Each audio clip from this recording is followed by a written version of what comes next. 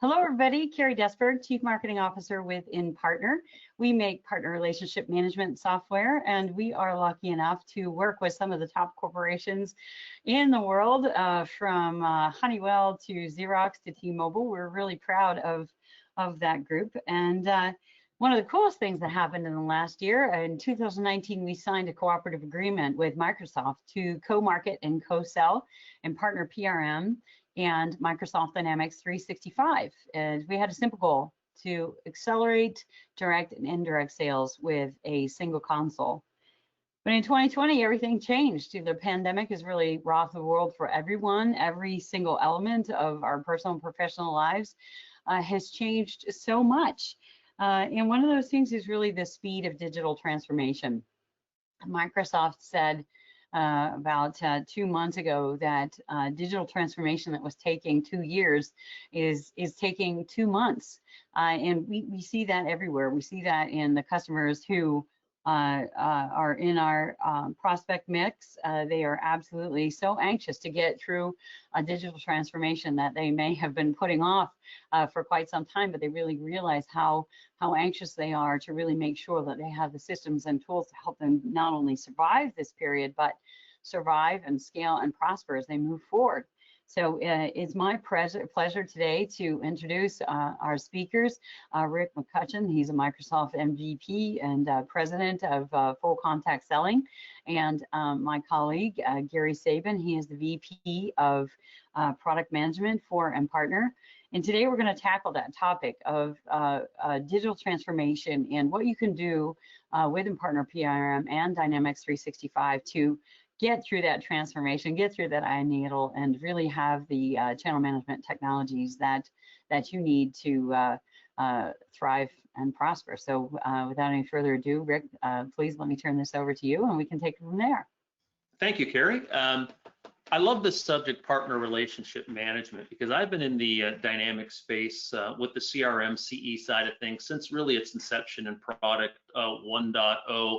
And when I saw InPartner come over into our channel, I was very excited because that's a big gap in, I think, the what we do with Microsoft 365 or Dynamics 365, and we really needed a strong partner relationship management product. So I'm very glad that they're joining us here over on the Microsoft side of things, and that they're involved in the co-sell program.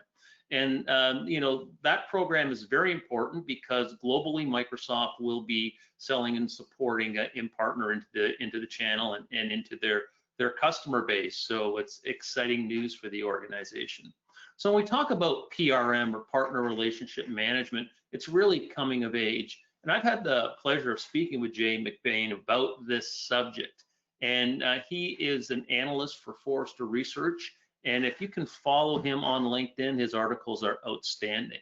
So he quoted, the CRM stage started in the 1990s and accelerated quickly a decade later with integration of cloud offerings. The marketing automation stage began to grow exponentially around 2008 and has reached critical mass in its first decade. So at first, CRM, the Salesforce automation side of things kind of grew and it became very sort of mainstream. And then the next big move, especially on the B2B side of things, was the marketing automation. This next sentence is very important. With 75% of the world trade flowing indirectly, brands are starting to invest in their indirect channels, their partnerships and alliances at the same level. So we're seeing, even in our Microsoft channel, a huge growth in people becoming Microsoft partners. Both partners that are traditional type partners that were managed services, doing networking, doing accounting systems, to even consulting firms are getting involved with this because we're getting more of a digital transformation happening. And what's really important though is people are paying attention to what's going on with our partners more so than ever. We're coming through these times with a pandemic, and I think coming out of this, we're really going to see, companies being controlled by the accountants again, and looking at, what exactly is going on. What are we quoting? What are we promising people? And what are we delivering outside our traditional direct channels? And this whole partner relationship management area, I think, is going to have tremendous growth over the next 3 to 5 years. So when I talk about partner relationship management, I talk about it as a system that lets you manage your indirect business channels better, allowing you to share information more thoroughly and completely, but it's not just about software. So what we're seeing right now is companies really working on taking that people, process, and technology, pulling it all together and making a true PRM system sort of to better manage those relationships with their channel. So as we're going through here, we talk to channel managers on an ongoing basis, and these are the same issues senior management has with channels. Really, how do we understand what the growth and profitability and the ROI is of our channel? And as we were looking at it being, 75% of our future revenues are going to come from this channel, this is going to become more and more important. Also, what is the retention of our partners? How do we not only get partners up and running and signing our partner agreements, how do we get them actually being active for us and actually staying with us for the long term? And then there's another issue too. As we get them signed up, onboarding becomes more and more important. And I see this a lot of times when I'm working with Microsoft ISVs is, we get them signed up. Now, how do we get the right people trained? And how do we sort of manage their activities and watch what they're doing?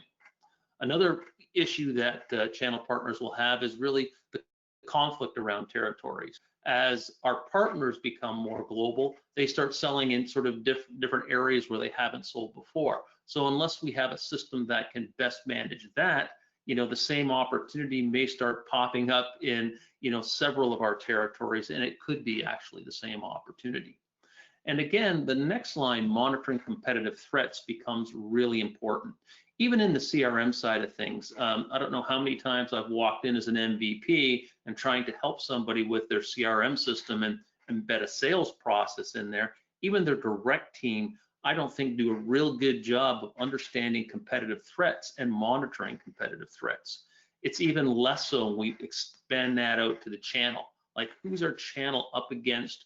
Who are they, winning against? Who are they losing against? And how many times are we seeing the same competitors over and over again? And we can sort of take that information from a global perspective, pull it all together, and really understand who we're up against on a global basis. Again, using PRM software is really going to help you with sort of administrative and resource costs. It's going to be a situation where people can do more with a lot less. And I think we're seeing with the digital transformation and where people are, working in their homes or working in remote offices, we really need that technology to pull it all together. And finally, a couple things, the report generation and monitoring the progress of what's going on, really to satisfy management and the C-level. So we have a deeper understanding of, the investments we're putting into our channels, what are we getting out of them? So as we go through, and today we're going to talk about some, specific areas, really we're going to look at, three things. We're going to look at sort of partner onboarding, partner opportunity management, and partner performance management, which in my case really needs to become a process. And that's what I'm going to show you on the next chart here. So what we really want to understand is how do we make a process out of what we do and how we sell and how we manage our partner program. And I think having, the processes figured out and then having an application like InPartner working with our CRM is the only true way that we're really going to integrate this. And I know I'm working on some projects right now where we're doing very big mapping programs, talking about how do we take, somebody from a back end here who's got a direct sales team. Now we're implementing a lot of partner strategies. How do we integrate those processes into our CRM?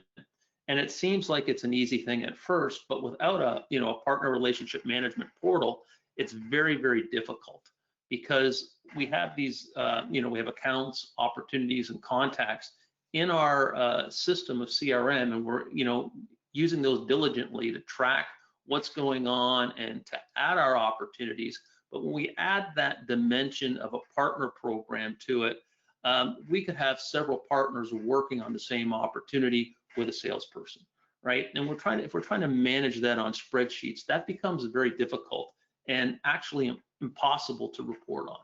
So, mapping out your processes, understanding how you work with partners and what that process is going to look like is really important. And one of the things I try to get companies to do is actually map out their partner onboarding process and embed that in their CRM.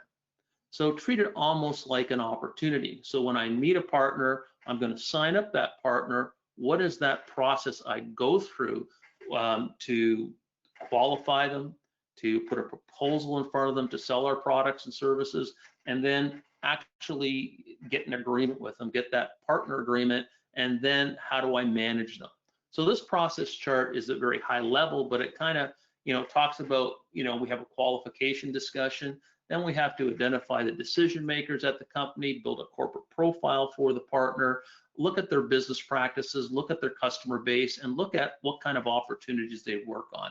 At the same time, we've got to start thinking about the opportunities we're working on with them. And sometimes this partner onboarding will actually start when we get an opportunity. Then we have to look at sort of what's this partner presentation look like, and then the proposal to them. And then once we get that agreement signed, all the things that go into action to really get that partner working with us. How do we set them up on our PRM portal? Do we need to set them up on any demo instances? How do we train their salespeople? How do we train their technical people? How do we train their user community? And what's the business plan look like? So when we start to see all these sort of moving pieces, this alone becomes very complicated. And we try to work outside of our CRM system, it becomes almost impossible. So products like InPartner are really important to pull these processes together and get all that information into one spot. If we have a PRM system working out here with one set of information and a CRM system working out here with another set of information, it spells disaster, because we'll never understand the data, and one set of data will always be true and the other set of data will always be inaccurate. So, working with these types of portals, I believe, are really, really, really important of pulling this part of your business development process into your CRM. So I'm going to turn it over to Gary, and I'm going to let Gary introduce himself, and I'll stick with him for his demo. Gary? Thanks, Rick. Appreciate it. I'm Gary Saban, VP of Product Management here at InPartner. I've been building business enablement cloud solutions for the last couple of decades, financial services area, work management, and now in channel space. So I consider myself now to be a bit of a channel enthusiast. So that's my current goal in life, is to run around and see how we can help take all of the the good best practices that Rick's been talking about and actually operationalize them with some proper tooling to actually bring the rubber meets the road tactics to actually helping to facilitate the mechanics of managing a channel at scale. One of the things that's fundamentally challenging about everything that Rick mentioned is just the sheer volumes at which you're working, particularly on the enterprise, right? And so the unique piece of challenge with the channel, sorry, let me say that again. One of the unique aspects of the channel is that you to some degree need to operate and work with partners and vet them and enable business processes as if they were your direct employees, in that there's a lot of the same amount of vetting that goes in. They need to be able to have a similar level of access to engage with your revenue pipeline, engage with particular enablement materials, plan for success. A lot of the things that you do with a direct employee, you also need to do with a channel partner. The challenge is you might have 10, 20, 30, 40, 50,000 of these partners, and they're all outside of your building. They're outside of your real direct control, shall I say. We can only really use carrots. We don't have a lot of sticks to use with them to try to guide them down this path. And we have to do that with a very small skeleton crew of maybe just a small handful of channel account managers. So the ratios are really what make this challenging, and why the tooling to enable this to happen at scale in a channel is so important. So as Rick kind of talked through, we'll maybe walk through how we at InPartner have a solution for a lot of these processes from a PRM perspective, and go through a lot of the processes that Rick mentioned and show exactly how the InPartner PRM solution actually delivers against that. All right, so we'll do a very high-level whirlwind view of what a partner experience might look like. One of the most important things that channel managers, that are successful are keeping in mind is their partner experience is really as important as their customer experience. And it starts from the very first time that they interact with you as a brand. And we have a number of tools and modules and things that help from that initial touch point. Rick talked quite a bit about the actual marketing to prospective partners, and we have modules and things that actually help automate all of that whole process, from their initial submission of forms to how they go down that path to the actual experience that they see as a prospective partner coming in to view your portal for the first time, view all the requirements and benefits that go into that, so they have a very clear understanding of the value that they're going to gain by working with you as a partner, as opposed to perhaps maybe one of your competitors. And allow you to be very competitive and deliver an ideal partner experience that is frictionless and seamless. As we know, the competition for top partners is pretty intense. Oftentimes it is as competitive as it is competing for customers. And so providing that ideal partner experience from the initial touch point all the way through their entire journey is imperative to being able to achieve that. So we're going to fast forward through some of the mechanics of that process, and just know that once a partner has made it through that initial onboarding process and is applied to the program, within the PRM tool set, there's advanced controls for things like, again, workflows to control the application and approval process, particularly in larger enterprises. Different partners in different regions selling different products might need to go through different approval routes. There's various levels of that, maybe finance, maybe compliance, all the different aspects of the business that need to go through that all gets facilitated using that approval process. And at the end of that, the partner has now come through and they've now been given access to the one-stop shop, their partner portal, if you will. And so they've now been, keep in mind, vetted. They've gone through the processes Rick described. They've now accepted their terms and conditions, all those sorts of things. And now they're ready to rock and roll, if you will, and actually start pursuing revenue in a combined mutual growth path. And one of the first things that, as a basic element of getting partners to be successful, is recognizing the points of drop off and where there are actual challenges in the channel. The Pareto principle, the 80-20 rule, is more like the 95-5 rule oftentimes, as we see within channel programs, wherein we might have 100 partners come in the front door, but ultimately only a small select handful tend to make it through getting fully immersed and engaged with your program and ultimately turning to revenue. And a number of the reasons why are things that are kind of baked into the solution here. Things like one of the things that we're excited about is what we call our partner journey builder, which gives the channel account manager as a business user the ability to configure and control very easily different journeys and processes and activities that a partner needs to go through. So for example, in this case, we're logging as a partner who is pursuing their new partner onboarding journey. That's broken up into different phases. For the first 30 and 60 and 90 days of their partnership, that's all configured and built out. And the system is keeping track of the different activities and things that are going on. As you can see, we've completed phase 1. We know exactly what to do in our next 30 days. We need to register for a webinar, and we've got everything sort of lockstep to take us right to that next activity that sort of gives us that carrot, if you will, that guides us all the way through the process of becoming a fully immersed, fully engaged partner. The second thing that's important is transparency, so that partners understand exactly where they stand at any given time and what they need to do. And so things that might seem mundane, like compliance and actually setting up a motivating partner tiering structure that partners have something to shoot for, something to attain. They know exactly where they stand at any given time. And transparency is one of the biggest sources of conflict in the channel. I think we did a survey recently, and deal registration and deal related conflicts was number 1. Number 2 was transparency around what their standing is in the program. And so the solution allows you as a business to configure all the different aspects of your partner program or programs, regardless of how complicated that are. If you've got different program types for different types of partners in different regions, different product lines, and the partners know exactly where they stand at any given time, for example. And so having that information readily available so partners know exactly what the program is, where they stand in that program, and everybody's singing from the same sheet of music, if you will. There's no room for misunderstanding with a partner in terms of where they stand, what they need to do next. And so now in one single place, they understand what is the purpose of this relationship, what are we trying to achieve, what do I need to do next to accomplish that, and how am I actually trending and tracking towards being able to do that. And that leads us into our sort of final aspect of truly onboarding a partner and preparing them for success, which is the business plan.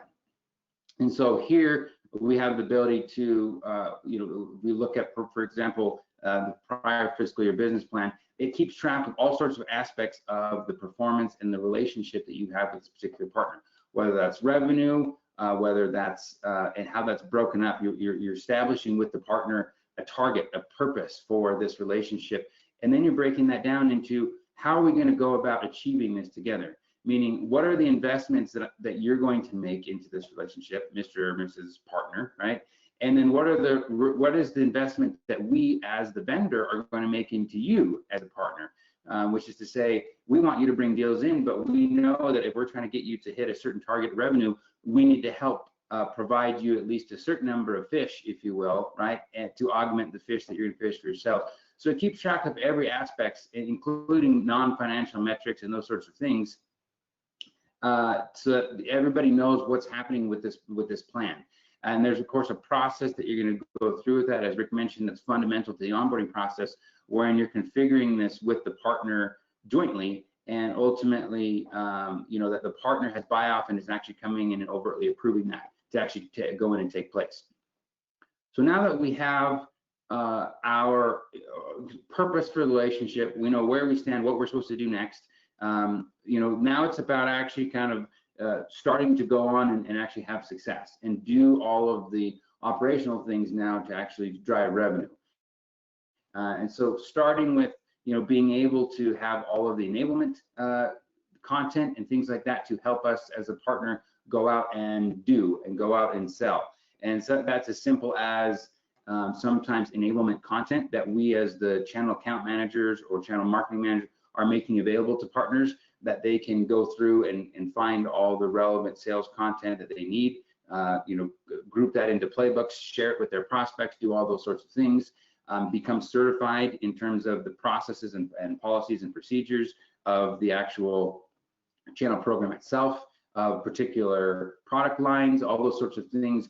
So some training is built into that, and really all of that is leading towards and culminating in them being able to drive revenue, which is where a lot of the real CRM centric things come into play, where Dynamics really starts to take what we've done here and turn it up to 11, if you will.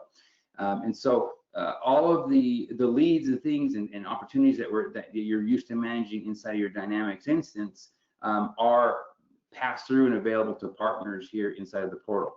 So take something as simple as a lead that you might have hundreds of thousands of leads, for example, inside of your dynamic CRM that has been generated through various marketing activities. You're now able to distribute those out in an automated and smart way to partners to then take that lead, accept it, begin working it, and then work it through the pipeline and actually track its progress as it becomes a fully vetted opportunity, and ultimately, moves forward with the goal of becoming revenue. And so all of those leads that get approved and start to work are also tracked in terms of opportunities. And so those now are opportunities that I as a partner can see and update, and we have real-time visibility between me as the partner and the vendor side of the equation inside their Dynamics instance, which we'll get to here in a moment. And so those are as opportunities that come in from vendor provided leads. We also want to make sure that we're driving and giving the ability for us as a vendor to have visibility into partner revenue generating activities as well. And this is obviously the number one cause of frustration and conflict within the channel, is keeping track of the deal registrations and those sorts of things at scale. And this is where being partnered with a Microsoft CRM in Dynamics is imperative. I would almost go so far as to say, so that partners, when they have an opportunity or a deal that they're working, at least that they think that they're working, they have a place to come in and register that. And in real time, that information is then going to be flowed right into your dynamic CRM, such that you can verify and validate it against your direct sales activities and ensure that it is in fact a deal that you can fully register, that complies with the policies and procedures of the program and the rules of engagement, and that approval process and conversion process happens inside of Dynamics CRM. So if I switch hats now and I put on my channel account administrator hat, or the folks who are actually administering the CRM or the Dynamics side of this equation, all of the experience that we just looked at as a partner and all of the data that we just looked at, our business plans, the leads, the opportunities, the deals that are registering, all of that data and information is available for us to manage, slice and dice, manipulate workflow, approve, and do whatever we want to do inside of the course of our normal business process inside of the Dynamics CRM. And so it drops in right alongside all of our direct revenue data and is very seamless to manage between those two using very similar processes. So for example, here's a familiar sales dashboard that many of us have in our Dynamics CRM instance that gives us predictability and forecastability to our direct sales, except for this one is particularly suited and unique to our channel sales versus maybe our overall sales picture. And we've got the same thing for all the other data and things in the system, all the way down to market development funds that I may be administering for my channel program, for example. And so what this does is it just kind of brings our two worlds together, two worlds that were previously for a lot of companies very separate and distinct. And so, for example, starting with just a list of accounts, for example, not only do I have my customers here, but I now have all of my partner accounts listed right alongside it. So if I look at Red Cedar, who is our great elite partner we were just looking at, I have all of the information for Red Cedar and all of their activities here in CRM that I can administer from the CRM perspective. All of the contacts over there, the activities they've been going through, all of the leads and opportunities that are associated with them, all of the support cases that are going on related to them, their MDF requests, the business plans, for example, that we've been working through. And so again, starting kind of from the initial onset of a partner, I'm working with the partner collaboratively on a two-way street to configure and set up this business plan for the year, for example. And then just like the partner experience, once they set about the work of executing against it on the CRM administration side as well, I'm going about that same process to then start actually executing against that. So let's take, for example, one of the things that we agree to in this business plan in terms of to help achieve the target revenue is they're going to register a certain number of deals, but we're also going to provide a certain number of distributed deals to them, which is a lead that we would generate as the vendor or the manufacturer, and we would actually give that lead out to partners, right, as sort of the providing fish, if you will, rather than the partner fishing for themselves. And so if I now jump into my very familiar leads view inside of Dynamics CRM, for example, again, I can see all of the leads in the entirety of my business in one spot.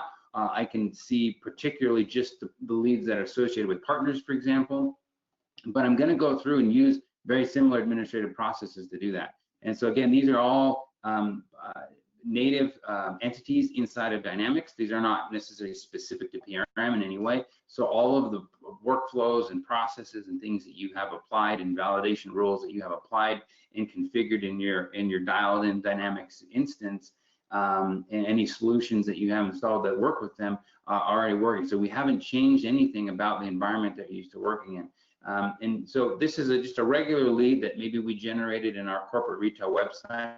Somebody, I want more information about your product, sort of a link and filled in a form fill. And we have the normal lead information that are used to seeing, except for now we have the ability to come in and actually assign this to a partner. Just as easy as we would assign that to an actual direct sales rep. In fact, we're going to go so far as to assign that to our good friend Megan, who's our demo that we're using, right? And so now I've done that, and I've assigned that to an actual partner in essentially the same sort of process I would if I were assigned that to a sales rep. I could automate this through the use of workflows inside Dynamics. I can do any sort of thing I want to do, and again, anything that needs to touch this lead entity through the common data service and things, that's all available to us here. And so again, if we switch to back to the partner view, and we look at our leads that are coming in, now look, here's our new test lead that we actually have that's come in from the channel manager who's done that through the CRM.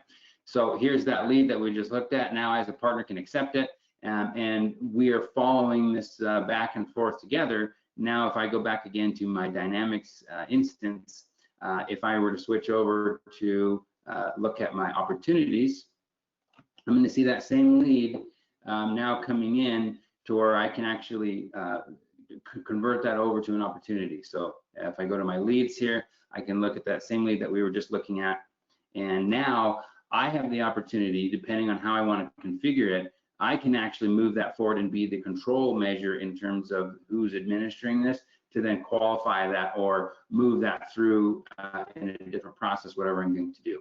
So the qualification can happen, and you're kind of working through these two mutual experiences. But the channel account manager, and this is where it becomes, again, very powerful, is we come in and we add an extended layer that rides right on top of existing administrative processes inside of Dynamics, rather than forcing any new processes or, you know, there's not a lot of learning curve, and everything's very, very familiar. So now that's an opportunity that I've converted. Again, if I go back to the partners view and I look at the partners deals, it's no longer a lead that's been distributed. Now that is a new approved opportunity for me to actually look at and work through and track together with my corresponding counterpart inside of the vendor institution. So we're both looking at essentially two windows into the same data that's all administered in a very familiar way using the tools that our CRM administrators and our channel account managers are already used to working in. And of course, rolling all that up into those dashboards, you know, is extremely powerful. And again, it just completely removes any line that used to exist between channel data, channel processes and revenue, and your direct. It's all coming into the same bucket, administered through the same mechanisms with all the same capabilities that you're used to navigate now both sides of your business holistically inside of one Dynamics 365 instance. And you know, Gary, without a PRM system, what you just did is a dead end, because I would send that lead probably through email to that partner, and I really don't know if they got it, if they saw it, it went to their junk, and I don't know if they've accepted it. Whereas in a PRM system, we can you know, tag it, we can watch it, we can control it with workflows, we can assign it to their account manager, we can have a dashboard that tells us, you know, leads that haven't been accepted in the last 3 days. There's so much that we can do with it to keep the flow of our business going, as opposed to push it out through email and not know what happened to it. You know, and that's a fantastic point, Rick. And that's, you know, one of the reasons that folks tend to get a lot of power of this, exactly as you mentioned, is all of the data to drive those sorts of metrics and dashboards and those sorts of things. Again, if we look at our demo lead, we know exactly whether it was accepted, when it was assigned, the date it was accepted, you know, the last date that it was worked, for example, if it's an opportunity, so we know that it's staying fresh and current. And so what you mentioned is one of the more powerful and common use cases that people do is actually build processes and flows and dashboards around making sure that those leads are being actively worked. And some folks even going so far as to put service level agreements around those and say, hey, you know, this has been assigned to you, hasn't been accepted in 3 days. You know, we work hard and spend a lot of money to develop these leads. If they're not something that's going to be jumped on, we'll go ahead and automatically assign them to the next partner in line, for example, and being able to keep track of in real time the status of those very important, valuable leads and seeds, if you will, and making sure that they're getting the best chance at turning into revenue. And so all the data to drive that is here and available in part of the solution and on the entities that you're already used to working with and using those familiar tools. Yeah, so when I look at what you're showing, Gary, and what people really forget about is this whole time management thing. So I did a lot of studies on selling time, and the average salesperson really only spends about 23-24% of their time selling.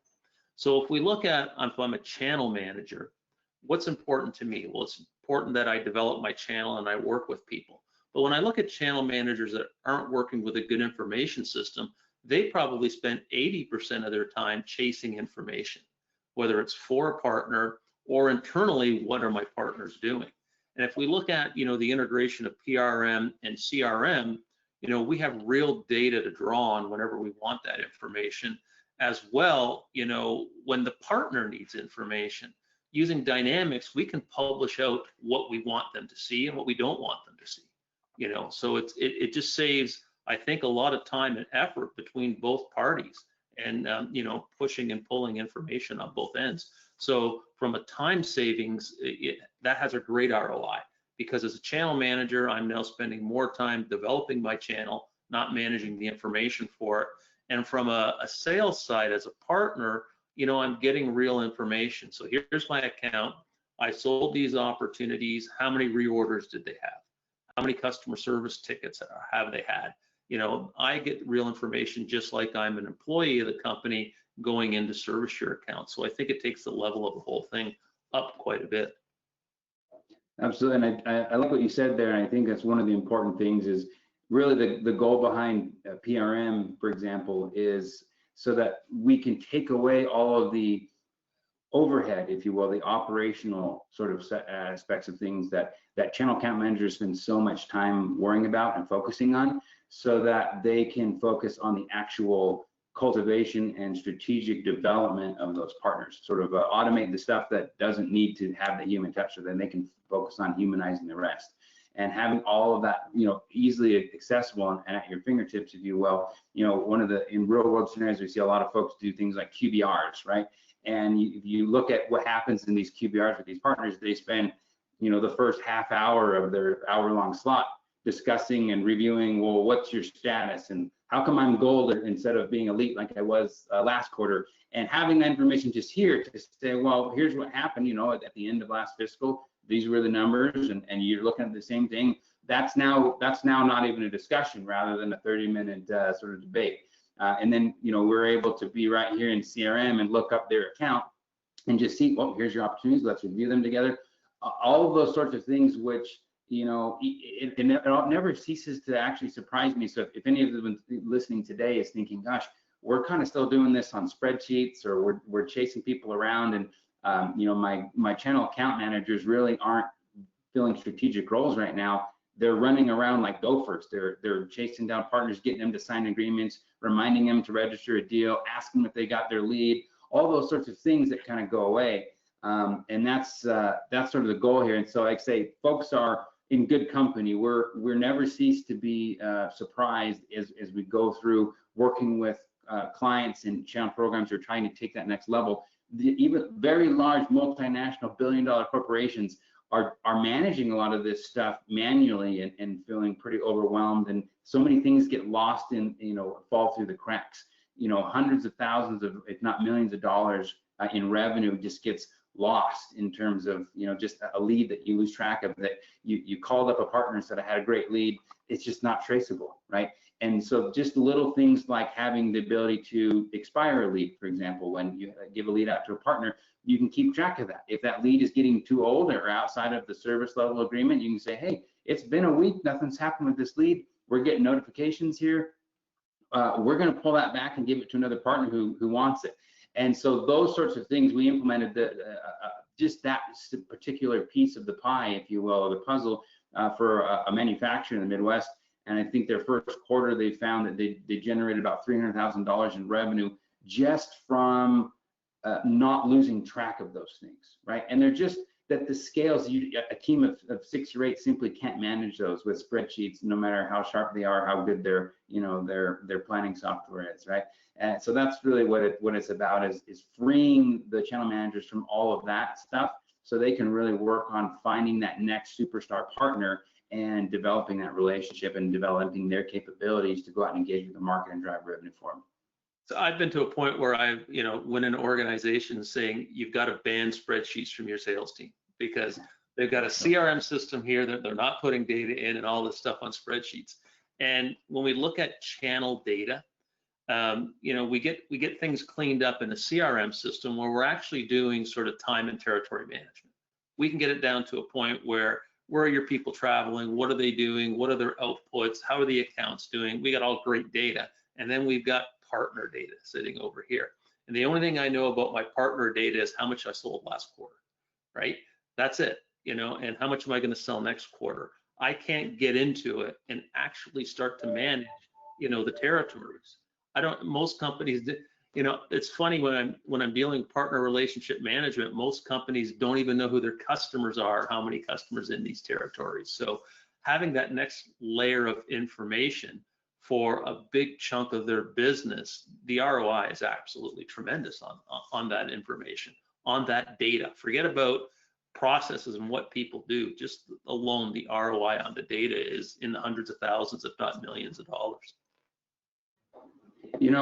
Rick, as you said that, I thought of one last thing that I think is a worthwhile point to be making, is I think it's a pretty common thing that folks who are running channel organizations struggle with and have struggled with, that there's a lot of opportunity here with this merged solution to provide, and that is really business justification for the activities. I think you mentioned most folks are really only able to provide some kind of high-level fuzzy numbers, if you will, in terms of channel performance. And particularly in the current climate, we've been having a lot of conversations with channel managers in COVID-19 era, where folks are looking at very hard and scrutinizing their costs and what they're spending their money on and the investments that they're making business-wise. And so it's very easy when you're sitting around in an executive table, the CFO is looking at the chief revenue officer, and he's got a whole dashboard, for example, of what's going on, and has to turn to her, the CFO, and she's asking, well,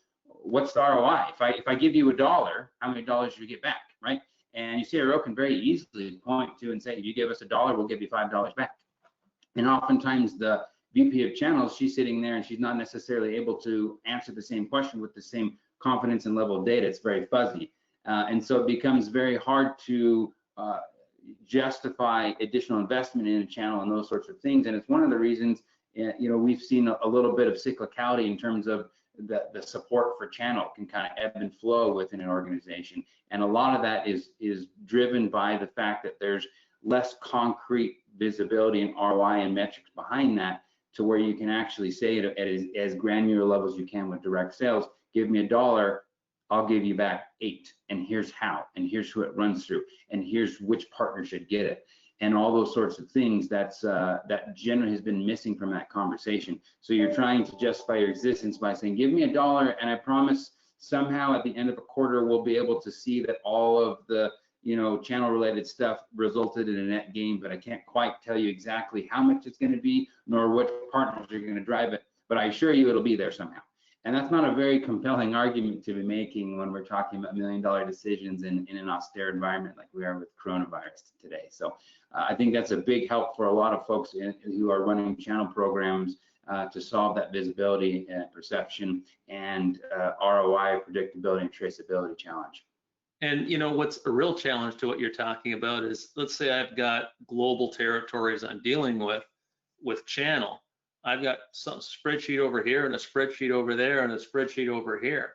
How do I understand which global distributors are actually selling for me, right? Because the data is not all in one spot. You'll just never get it all together to be able to report on it. So it's just a tremendous ROI to pull all that together. Absolutely. We had recently, this is an anecdote, I had a channel chief that has been working with us for a while, and they had recently been acquired, and the acquiring company was kind of reevaluating all of the channel related programs and seeing what was going to stay, what was going to go, how to merge. And this poor gentleman was almost frantic and says, how do I show what we've been doing, working on? How do you show us? I don't want them to take it away, and luckily we were able to through the putting all this together, solve that sort of problem for him. But essentially he was worried about becoming the corporate latte, if you will, in that, when times get tough, you start looking at what can I cut out of the budget? What's, and a lot of times for a lot of folks, it's maybe that $8 cup of coffee every morning, right? And sometimes the channel can be that when you don't have the data there to really show its true value. And it's just a tremendous travesty when something as valuable as a high-powered channel organization gets undermined by the fact that it just isn't able to demonstrate its value in a way to maintain the support in the organization. Thank you so much, Rick and Gary. Great insights. You know, the good news is that everything that you just talked about is really possible in 30 days. That digital transformation that can make such a big difference to your business, that's something that InPartner can bring to life so quickly. Across the world, when we look at survey our customers and we ask them in a blind study, we don't want them to be nice to us. We ask, what percentage of revenue can we help drive for you? What do we see happen with administrative costs? How much more competitive do we make you? What kind of ROI do we drive for you? The numbers are tremendous. We see a 32.3% increase from our customers in the first year of use alone. So we would absolutely love to talk to you about how InPartner PRM and Microsoft Dynamics can work together to really help you survive, not only survive, but thrive and scale and prosper in this really historic period of time. So again, thank you so much, Gary and Rick, and hopefully we will talk to all of you soon. Thank you for joining.